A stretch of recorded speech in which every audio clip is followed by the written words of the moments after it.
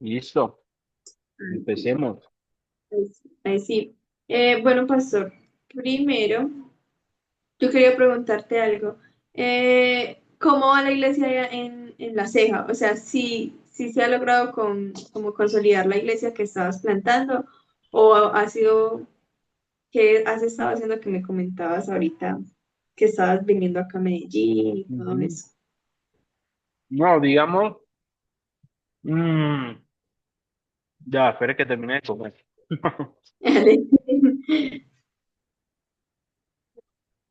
No, nuestra misión principal de hace 3 años mm, fue comenzar una plantación aquí en La Ceja. Entonces, digamos, siempre ese ha sido nuestro enfoque acá, pero mi trabajo como tal, eh, mi trabajo laboral, por así decirlo, yo trabajo por una organización que se llama Impacto Latinoamericano, que es un ministerio de plantación de iglesias también, eh, más enfocado en cómo fortalecer, acompañar, mentorear líderes y pastores que abran grupos pequeños para luego, más adelante, hacer una transición a iglesia. Entonces, digamos, sí, he estado como en esas dos Ujú. aguas desde hace 3 años, ya he venido también sirviendo con impacto, eh, y, y sí, desarrollando un poquito lo de acá. Ahora, hay una pregunta muy interesante con el tema de plantación. Mm, a mí realmente no me gusta utilizar mucho esos términos porque lamentablemente la iglesia ha desfallecido en los últimos años por la institucionalidad de la iglesia, y cuando nosotros le damos tanto nombre a ese tipo de estructuras, eso es lo que pasa es que frenamos los procesos orgánicos y los estructuramos mucho. Entonces yo creo que la iglesia debe funcionar, mm, debe ir al ritmo de la sociedad, sí. Yo considero que la iglesia debe ir al ritmo de la sociedad porque se supone que es a esa sociedad que necesitamos alcanzar. Pero la iglesia nunca debe perder su forma orgánica de moverse, ¿cierto? Que es a través del Espíritu Santo y la obra del Espíritu Santo. Entonces, cuando hablamos de plantación, eso a veces como que, yo no sé, yo no me siento muy a gusto cuando hablamos de plantación. Yo creo que la Biblia no habla de plantar iglesia. Dios nunca habla del propósito, vayan y planten iglesia. La misión de Dios, la misión de ir en toda la Biblia siempre la hemos visto en estar cerca de la gente, ayudar al pobre, al huérfano, a la viuda, ¿cierto? Y bueno, Mateo 28 ya lo vemos más claro, que el Señor dice, bueno, vayan ahora y hagan lo que yo he venido a hacer, ¿cierto? Que es hacer discípulos. Entonces, sí, nuestro trabajo estos años ha sido hacer discípulos, pero eso tiene su complejidad. Bueno, eh, el Señor Jesús después de 3 años, cuando les dice que se iba a despedir de ellos, dice la palabra que todavía algunos dudaban. Y imagínate si hoy en día nosotros vivimos la fe por fe, no vemos, los discípulos habían visto los milagros, habían visto muchas cosas de Jesús y todavía dice la escritura que ellos dudaban. Entonces yo creo que sí, hacer discípulos no es tan fácil, ¿cierto? Y conlleva su proceso, conlleva su paciencia, porque si nosotros nos metemos en un local y hacemos eventos y eventos y eventos, la gran pregunta es, ¿eso será que estamos haciendo discípulos? Y eso lo podemos ver a la luz de la vida de Jesús, ¿cierto? Jesús no, su propósito no fue meter personas en un local a pesar de que le predicó a muchas multitudes, pero Jesús se enfocó en unos pocos y en esos pocos fue que él se concentró, ¿cierto? Le dedicó tiempo, caminó con ellos. Entonces prácticamente nuestro trabajo ha sido así. Yo no sé si llamarlo plantación porque aunque en el concepto actual de eclesiología sí es una plantación, Ujú. pero nuestro trabajo es más de acompañar a la gente, de estar con la gente y de llevarlos a la palabra, que es un gran reto hoy en día en la sociedad que vivimos porque la gente no tiene tiempo. Entonces, bueno, ahí te cuento un poco. Ah, bueno, súper. Eso me alegra mucho escuchar esos términos que tú usas, no tan, sí, tan técnicos, tan teológicos, y que de verdad es como el corazón, el ser, hacer discípulos, el acompañar y el formar también una familia. Creo que también parte de eso de hacer discípulos. Bueno, ¿cuál es tu nombre completo? Bueno, mi Necesito nombre completo es Josué Augusto Estrada García. su edad. 34. Está joven. Ni tanto.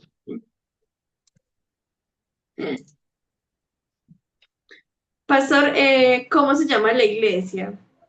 La iglesia se llama ¿Cómo Camino se- de Vida La C. Camino de vida, así. Ujú. Pastor, ¿y ya tienen local o cómo se están reuniendo? No, nosotros hace un tiempo, el año pasado, más o menos por esta época, nos comenzamos a reunir en un coworking.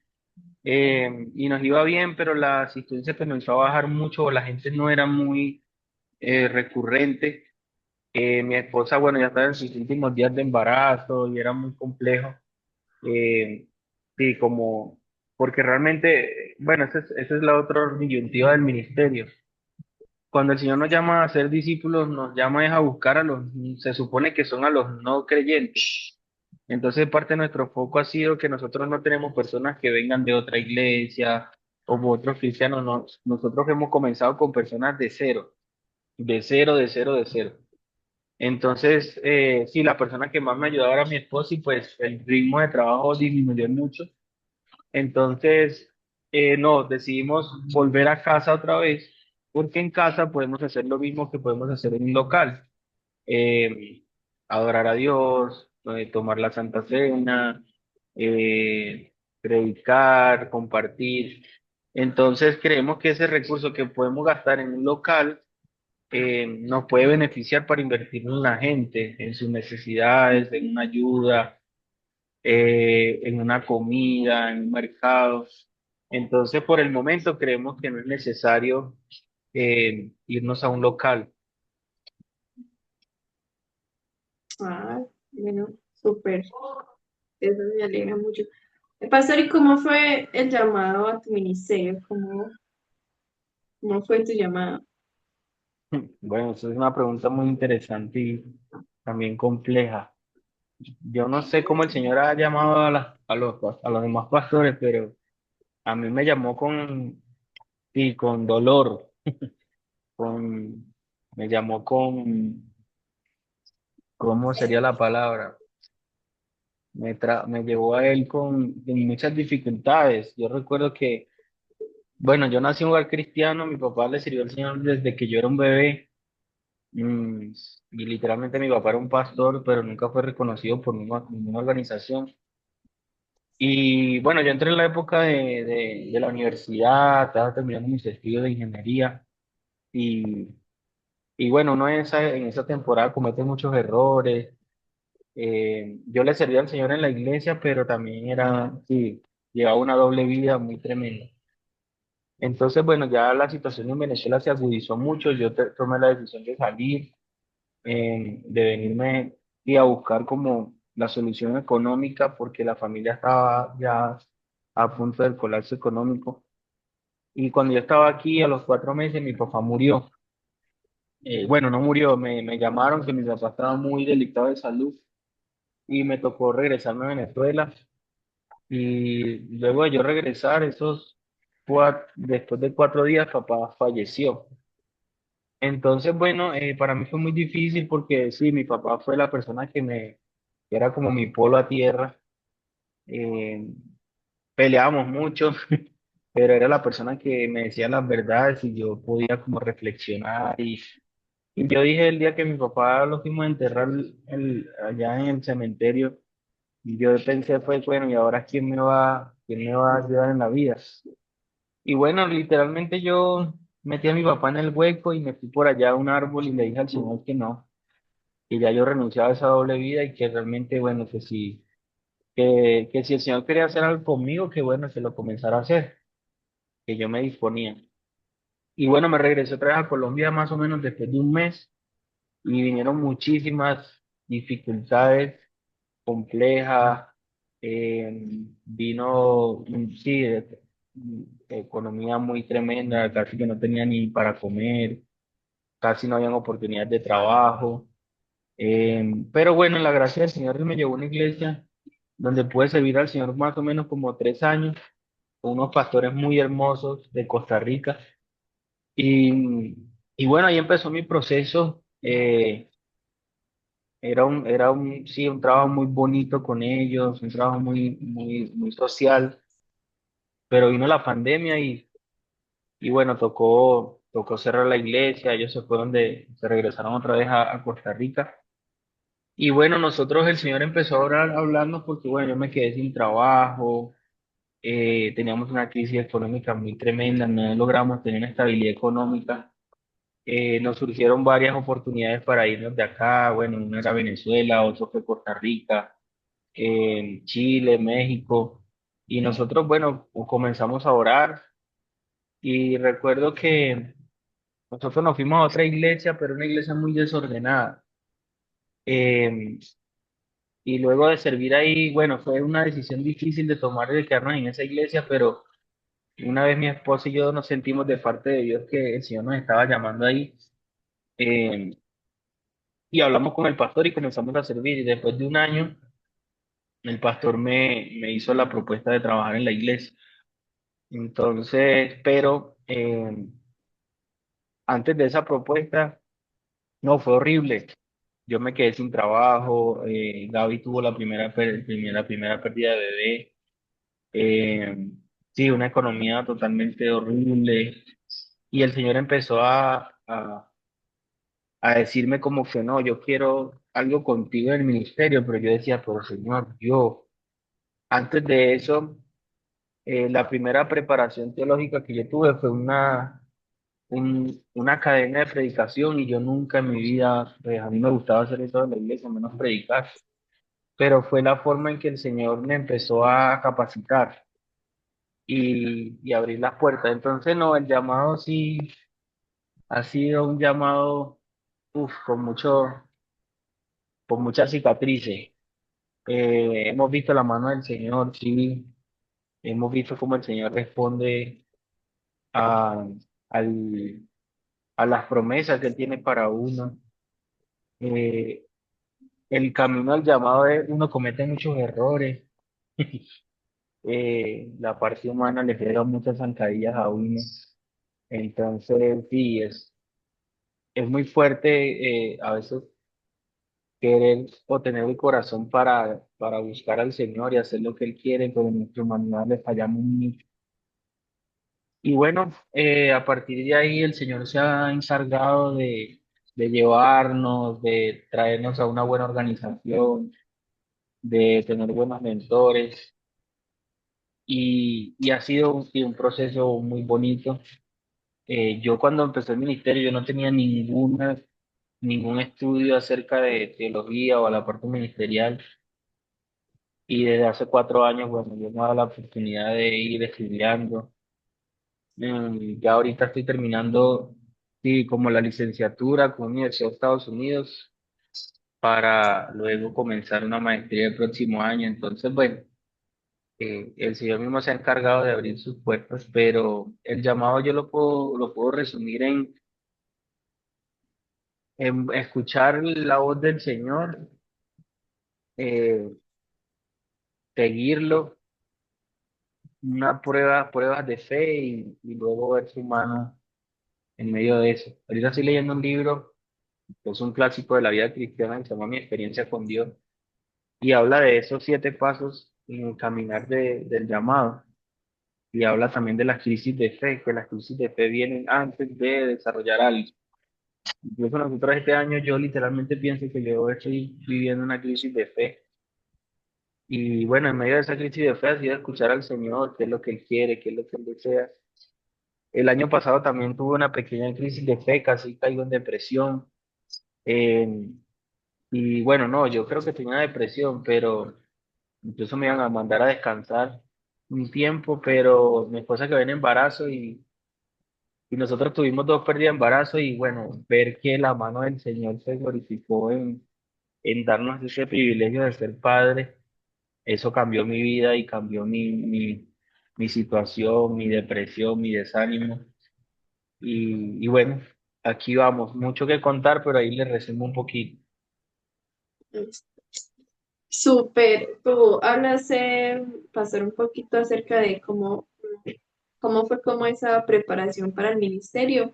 Entonces, no sé si lo puedo resumir como en tu preparación, como comenzó en la iglesia, con los pastores de Costa Rica, después como de escuchar la voz de Dios y decir, bueno, voy a seguirlo, aún con pruebas y bueno, como que Sí, comenzar ahí. sí, realmente se tomaron muchas decisiones radicales, porque cuando yo comencé a trabajar con la primera iglesia, ellos me dijeron, mira, nuestra propuesta es un salario mínimo con todas las prestaciones, pero no, la iglesia no tiene, la iglesia no tiene ese recurso no está en ningún lado, entonces sí fue como, bueno, vamos a hacerlo, ¿cierto? Eh, esa iglesia, literalmente, el primer año de mi ministerio fue un desastre. Ahí tuve muchos inconvenientes, muchas situaciones, pero eh, el Señor logró pulir mi carácter, aprendí muchísimo. Dios me dio el privilegio de plantar la primera iglesia con ellos. Plantamos una iglesia en el barrio de Boston, que esa iglesia todavía funciona por la gracia del Señor. Eh, pero sí me tocó hacerme un lado al año, dije que no. Me hice a un lado, el Señor me dijo literalmente que me retirara. Y yo me retiré, me renuncié a la iglesia y me quedé más o menos como 6 meses en el aire, sin salario, sin nada, pero yo estaba ya sirviendo en este ministerio, pero de manera voluntaria. Y también comencé a estructurar un ministerio con un amigo para levantar pastores jóvenes. Entonces, parte de mi tiempo lo dediqué a eso. Pero sí, parte de la preparación es como dar pasos en fe. O sea que literal la preparación de tu ministerio fue dentro del ministerio, no como hubo una Sí, preparación antes de para poder estar wow. como en ese llamado. Sí, yo no, yo la verdad, yo nunca quise trabajar en ministerio, nunca quise ser pastor. Yo tenía un dilema que me dijeran pastor, no me gustaba, porque yo sí, yo tenía dentro de mis estándares como la palabra pastor muy alto y yo decía, no, pues yo no soy digno de esto. Y el Señor literalmente me ha llevado es así, me agarró y me ha preparado en el camino. Ahí es donde no fue como que yo fui a un seminario y después no fui a servir al Señor, no. Siempre ha sido, desde que era un niño, siempre estuve involucrado en temas misioneros y siempre fue en el campo.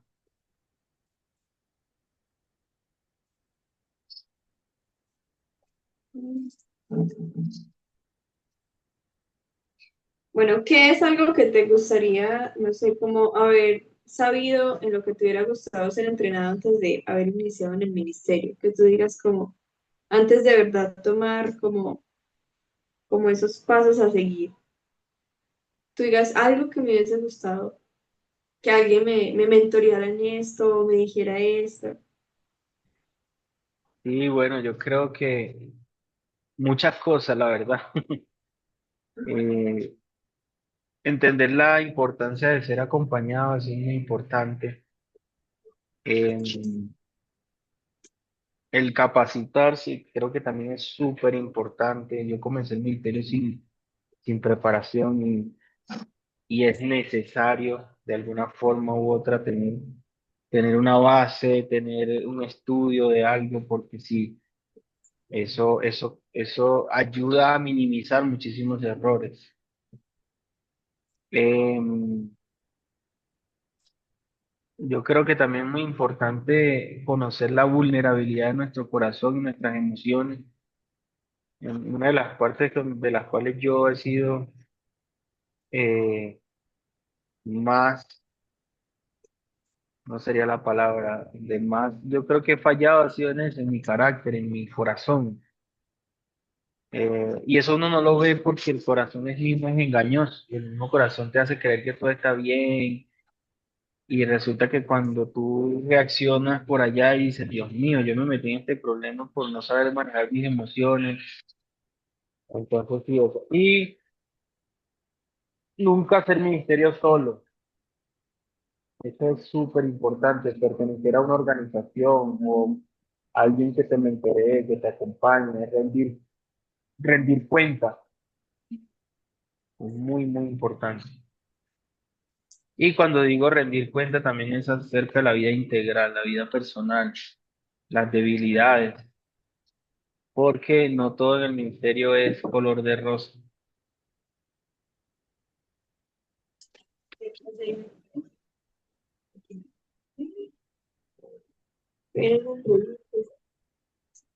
Espérame, pastor, un momentico, me despido de una amiga que se va. Hágale, hágale.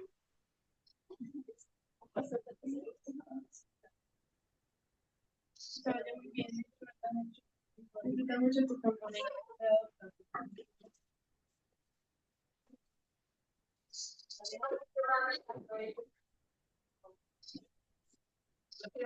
Voy a orar. Voy a orar.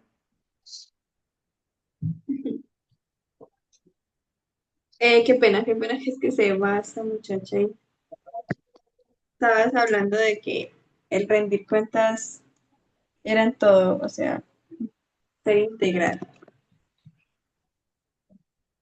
Ujú.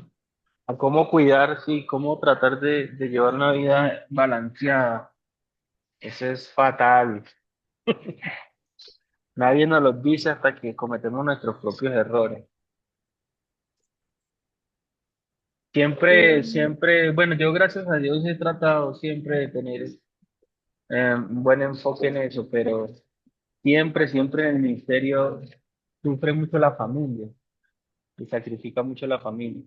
Entonces, es algo que hay que tener mucho cuidado porque, como dice el chavo, sin querer queriendo, eh, uno daña a los hijos, daña a la esposa, por ser efectivo y fructífero y tener multitudes. Y realmente sí, es un área muy delicada que hay que tener mucho cuidado siempre de tratar de, de, de no cometer errores allí. no. Pastor, ¿y tú fuiste discipulado en tu crecimiento como cristiano? Es decir, como por algún cristiano maduro que te dedicó tiempo en forma constante para ayudarte a crecer con Dios. ¿Cómo te afectó Sí, eso? Si lo hubo o si no lo hubo. sí, sí, yo recuerdo cuando yo era joven, una de las cosas que más me sirvió mucho fue que tuve buenos mentores, personas que no tanto en una formación académica, porque eso no lo recibí, sino más en una forma vivencial. Gente que caminaba conmigo en la vida. Yo recuerdo mentores que yo tuve en mi juventud que literalmente yo era como parte de su familia. Íbamos a la playa, jugábamos baloncesto, fútbol, salíamos de viaje. Entonces yo creo que ese tipo de personas Dios las usó para que realmente yo no cometiera muchísimos errores. Y bueno, ya después, después de dentro del ministerio,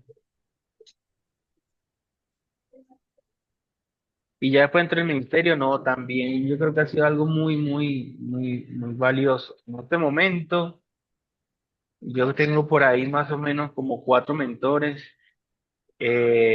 y pertenezco a 2 grupos, nosotros le llamamos grupos de cuidado, que es grupos pequeños con hombres donde hablamos de nuestras debilidades, abrimos el corazón, oramos los unos por los otros, es un tiempo como de gracia, por así decirlo.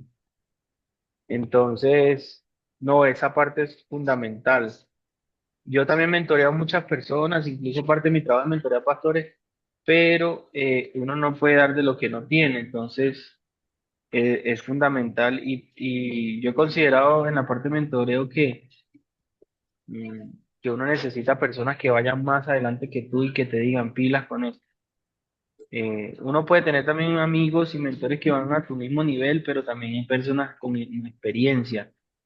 Que eso lo llamaría yo discipulado, sí, el discipulado relacional, discipulado vivencial. Es que el discipulado A nosotros nos han engañado durante mucho tiempo. Nosotros hemos creído que el discipulado son las 4 lecciones, que te bautizaste y ya dele. Y el discipulado es transferencia de vida. El discipulado no se estudia, el discipulado se vive en la vida. Se transfiere de lo que tú tienes, que tú le estás dando al otro. Y fue lo que hizo Jesús con sus discípulos. Entonces yo creo que sí, en mi caminar yo he tenido muchas personas que me han discipulado y creo que en parte soy lo que soy primero por el Señor, por su gracia, pero también por esas personas que me han acompañado en este caminar. Entonces, o sea, ¿crees que en serio eso aporta como de una manera muy importante como para que tú tomaras la decisión de seguir esos pasos de fe para el ministerio, como esas Mucho, personas que te discipularon? muchísimo. Entonces,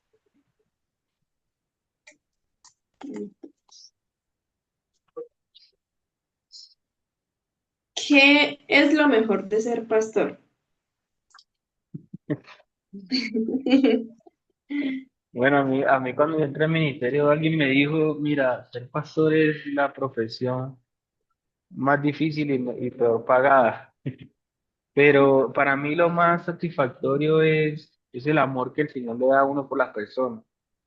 Eh, Cuando uno camina con la gente, cuando uno ve el crecimiento de la gente, cuando uno comienza a ver la transformación integral de las personas, de lo que el Señor empieza a hacer en la vida de las personas, wow, eso, pues sí, cuando uno tiene un corazón pastoral, definitivamente eso está ahí como una llama viva. Entonces yo creo que sí es como, porque decirte que tenemos privilegios, no, por lo menos en mi caso no, yo siempre trato de ser una persona normal con la gente, pero, pero sí, amo, de lo más satisfactorio para mí es caminar con la gente. Y ahora, ¿qué es lo más difícil entonces de ser pastor? Bueno, yo creo que lo más difícil es, em, es que uno da mucho, tú pasas la vida dando y dando y dando, y hay momentos donde la frustración, donde tú no tienes con quién, eh, sí, como que vive la vida entendiendo a los demás, acompañando a los demás, pero cuando tú tienes tus luchas y tus situaciones, a veces toca, sí, como tragar grueso y llevarlo al Señor solamente y decir, Señor, solamente tú me entiendes lo que estoy viviendo. Eh, Depender completamente del Señor, y cuando digo completamente del Señor es saber que no tienes nada que comer para mañana, es saber que no sabes cómo vas a hacer para una situación o cómo se va a resolver un asunto y decir no. Entonces yo creo que si algo difícil del ministerio es que el Señor te lleva al límite, como Abraham cuando fue a sacrificar a Isaac, o sea, ya Abraham estaba listo para clavar el puñal. Entonces, si Dios como que es especialista en llevarte al límite. Entonces Yo sí, yo creo que creo entonces, que ah, sí. sí, aprender a manejar eso, la soledad, frustración, todo ese tema. Hay veces, o sea, no, hay veces no, siempre tú no le puedes decir a un discípulo que estás conociendo de Cristo, mira, me siento frustrado, mira, es que tú no estás caminando como tienes, que el Señor te manda. Entonces ese tipo de cosas toca es uno como, uff, tragar grueso y por eso es importante siempre tener un mentor. Ujú. Claro, es como que el Señor en este ministerio te manda como a ser ese ejemplo para otros. Ujú. Entonces es como, por eso, como que te lleva al límite, de verdad, depender de Él para en esos momentos, sí, mostrarme vulnerable, pero pues, también saber con quiénes. Y obviamente tú vas a recibir muchas personas y de pronto tú tengas tus problemas, pero tú también tienes que escuchar los problemas de los demás. Como que cargar con ambos problemas, Sí, cargar total. con ambos. Así mismo es. Bueno, esto es como, Creo que llámalas como la misma de arriba. ¿Tienes a alguien a quien recurrir en caso de necesitar ayuda en tu área sexual o familiar? Y si es así, ¿quién es y cuándo fue la última vez que lo buscaste o te buscó para hablar de tu vida? Si no tienes a alguien, ¿por qué no lo tienes? Ujú. Muy buena pregunta. Eh, ya va. Sí tengo las personas. Por ejemplo, el director del ministerio donde trabajo es mi mentor. Con él he recurrido ya en varias oportunidades con ese tipo de temas. Mi jefe inmediato también es mi mentor. Tengo un pastor asignado por la denominación, el cual me acompaña en mis luchas, mis dificultades, mis problemas. Em, y justamente me reuní con él el miércoles, tuvimos mentoría. Nos reunimos una vez al mes, una hora y media, conversamos, oramos, y siempre em, debe haber ese tipo de preguntas incómodas, con qué estás luchando, qué problemas tienes, qué dificultades estás enfrentando, y son espacios para eso. Y aparte también tengo dos grupos donde somos puros hombres y hablamos de ese tipo de temas, oramos, nos ponemos metas, leemos libros. em, y con ese grupo creo que tengo reunión común, sí, con los dos creo que tengo reunión la próxima semana.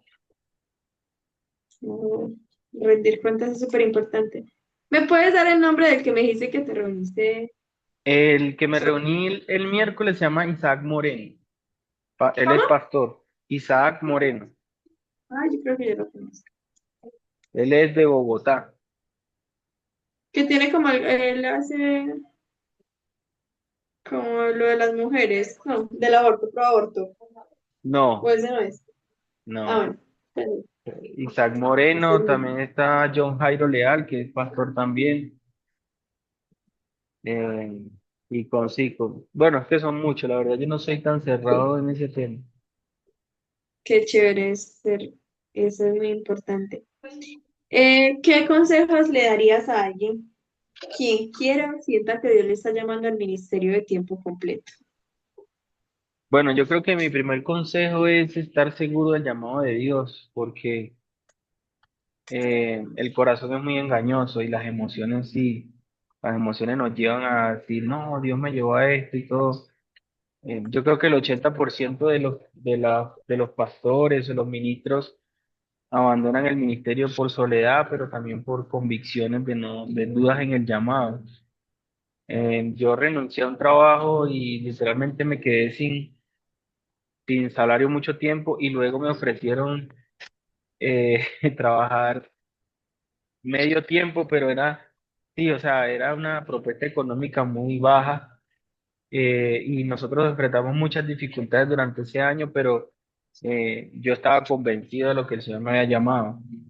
Entonces, la convicción del llamado es lo que te sostiene en los momentos de dificultad, de frustración, de tristeza, y lo que te impulsa a seguir adelante porque tú sabes que el Señor te llamó a eso, ¿cierto? Y no es como, ay, ¿será que sí? ¿Será que no? Entonces, mira, yo creo que darse su tiempo bien, buscar personas sabias, preguntar, evaluar, ¿cierto?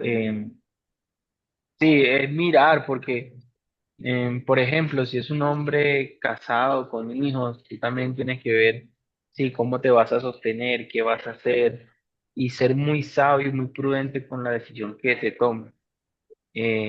Saber que, bueno, sí, uno da pasos en fe, pero que también sí, tú tienes que tener algo con que sostenerte. En el caso si es un joven soltero, mi consejo es, mire, búsquese una persona del cual usted pueda apalancarse, ¿cierto? ¿En qué sentido?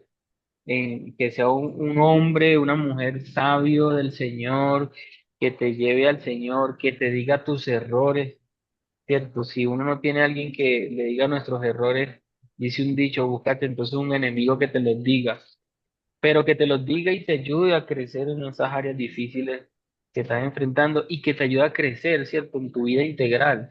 No solamente que te diga, mira, anda, serví a la iglesia, sino, venga, ¿cómo estás tú? ¿Qué necesidades tienes? ¿Tienes comida? ¿Tienes para los pasajes? ¿cierto? Porque esa es la vida. La vida, hay gente que habla de la vida secular y no, no, no, no hay ni una vida secular ni hay dos planetas, hay una sola vida y nosotros tenemos que enfrentar la vida de manera integral en todas las áreas. Entonces yo no estoy de acuerdo cuando a veces le dicen, no, tú tienes un llamado y hágale. Y nunca nadie le pregunta, venga, usted, ¿qué está comiendo? ¿Usted tiene para el arriendo? ¿Cierto? Yo probablemente, por ejemplo, no soy así. Yo la persona que Dios me da la oportunidad de levantar, de impulsar y de acompañar en el ministerio, yo trato en en lo que se me alcance y si no tengo el recurso, pues yo les digo, mira, vamos a vender unas empanadas, vamos a vender esto, porque también hay que entender la necesidad física de las personas. Entonces, sí, ese sería un consejo clave, entender el llamado y buscarse una persona que usted se le pueda pegar ahí un tiempo para caminar juntos. Ojo, esa persona no te va a acompañar toda la vida, ¿cierto? Y si esa persona te acompaña toda la vida, y hay un problema muy grande.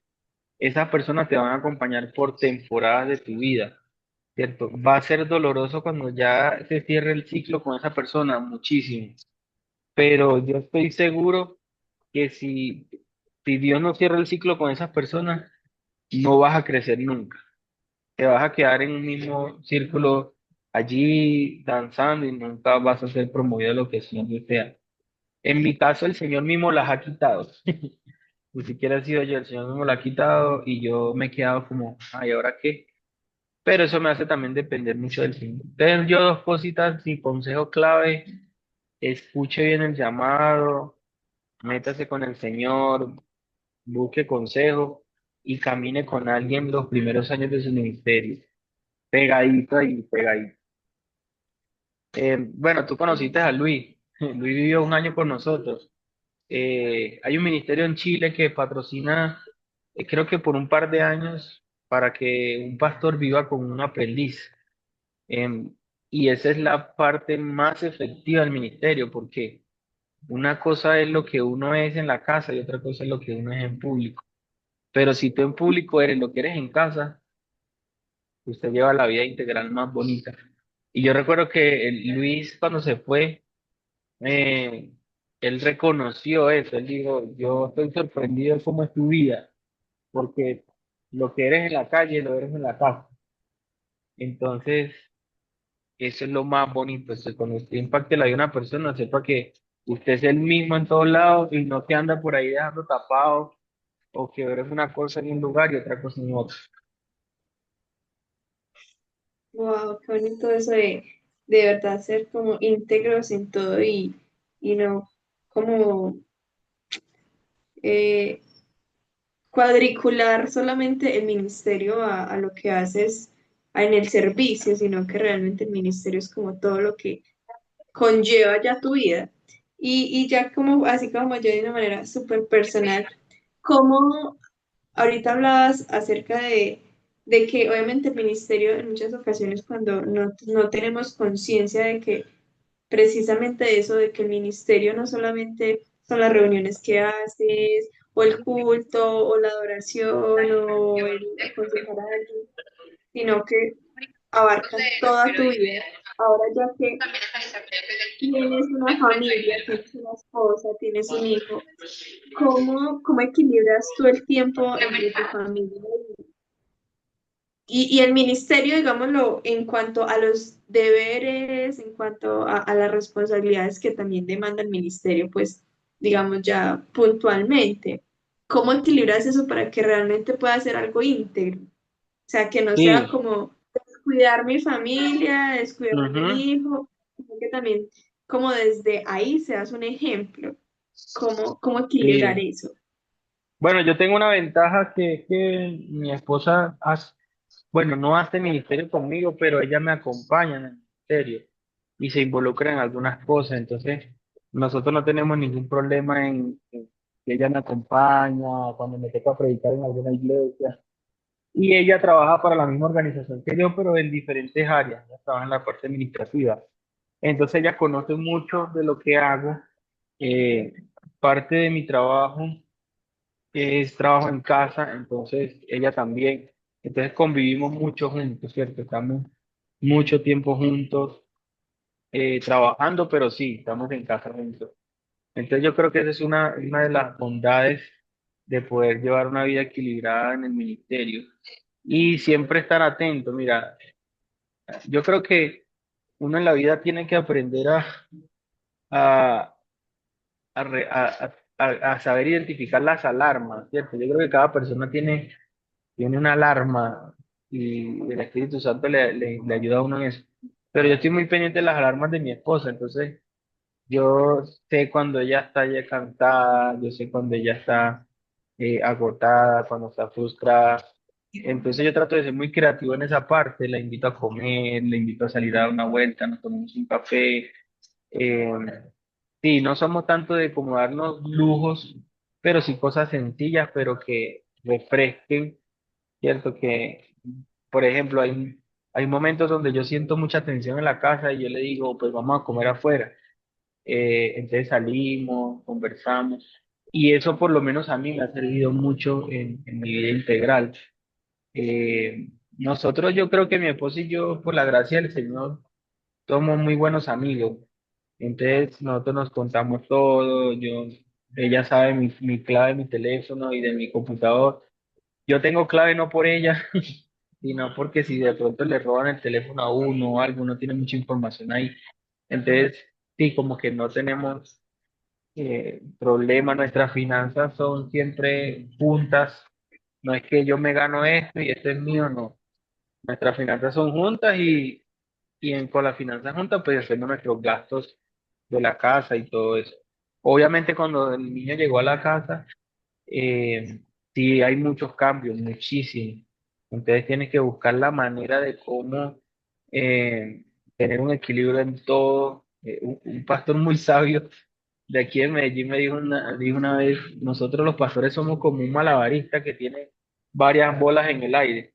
Entonces ese malabarista tiene que buscar la manera de que todas las bolas estén en el aire y ninguna se le caiga.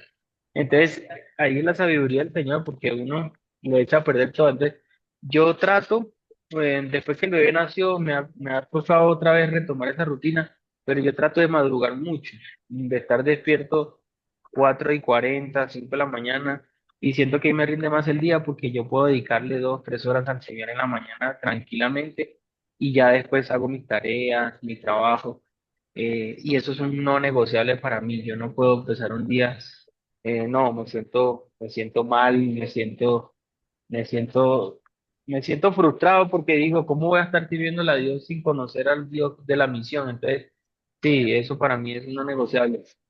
Y tratar de madrugar mucho me ayuda mucho a también estar pendiente de las cosas de la casa, suplir las necesidades. Mi esposa, bueno, ya con el bebé ya nos rotamos tareas, cosas que yo puedo hacer, las resuelvo yo. Y así, esta es la forma más sabia de poder llevar una vida equilibrada. Tratar de que el malabarista no se le caiga ninguna bola. Y Ay, priorizar la súper. familia. Yo cuando siento Prioridad. que sí, yo cuando siento que me ha tocado decir, no, no puedo, no puedo. eh, yo escucho mucho a mi esposa. Cuando ella no está muy convencida de algo, yo no voy. Yo digo, no, no, con esto no, esperemos. Entonces, sí, eso me trae paz cuando estamos los dos conectados, juntos y tomamos decisiones. Yo no tomo decisiones solo en mi casa, tomamos la decisión entre los dos. Hay decisiones que sí tomo yo, pero bueno, con mucha sabiduría en el Señor. Pero soy muy dado a escucharla a ella, porque creo que gran parte de lo que he sido exitoso en la vida, en el ministerio, primero por el Señor, pero también por ella. Si no fuera por una buena mujer al lado, yo no fuera lo que soy hoy por la gracia del Señor también. Wow, qué bonito. A mí esa parte de la familia me importa mucho porque creo que en muchas ocasiones el ministerio como que se ha desligado mucho de eso, Mm. de realmente ser un ejemplo principalmente en eso, en la familia. Creo que es súper importante Y aprender a equilibrar como eso. cuando tú vienes de una familia ministerial, los que trabajan en el ministerio, tú entiendes perfectamente eso. Y la mayoría de las personas que han crecido en ese ámbito han sufrido mucho. Sí, decir como, ah, sí, yo vi a mi papá, que fue un héroe en la iglesia y con la gente, pero fue un papá que no estuvo presente en mi vida. Ujú. Entonces, sí, es como, wow. Pero también como ver que sí se puede llevar el ministerio y no ser ese tipo de familia, sino que un Ujú, papá que está presente, una mamá, unos padres que están unidos, que se sí, escuchan, que se priorizan, que están en comunión, incluso están atentos a lo que Dios está hablando conjuntamente. Entonces, ver que también se puede hacer el ministerio de una manera saludable o sea, en ese sentido, empezando pues como por ahí. Porque yo creo que también mucho del temor del que de pronto tenemos muchas personas, ay, ¿qué pasó con el ministerio? Es también ver como el ejemplo en otros líderes, pastores, que uno dice, no, o sea, se les termina la vida, no tienen una familia, no ujú, tienen una vida social, no pueden, es como ver que no es así, sino que realmente tener un ministerio saludable es tener también una integridad en todo lo demás. O sea, ser como muy equilibrado, teniendo como prioridad a Dios, como prioridad a la familia, ujú. pero que eso va a desligar lo demás. Entonces, Sí, sí, yo le en decía eso algo a mi esposa en estos días, en un momento de dificultad, porque también tenemos dificultades, pero yo claro. le decía que para mí no tenía lógica hacer tantas cosas y lo que hago y estar mal con él. Eh, no, no, para mí mi corazón no funcionaría. Entonces, siempre que tenemos una dificultad, yo me enfoco ahí en resolver, en mirar por qué todo ese tipo de cosas y cómo poder seguir avanzando en llevar una vida equilibrada. Ay, sí. Muchas gracias, pastor. Esas eran como las preguntitas que tenía. Siento que me aterrizan mucho, me enseñan demasiado, en serio, entender también muchas cosas que he estado aprendiendo, que también son como confirmaciones a muchas cosas, y que haya sacado el espacio, el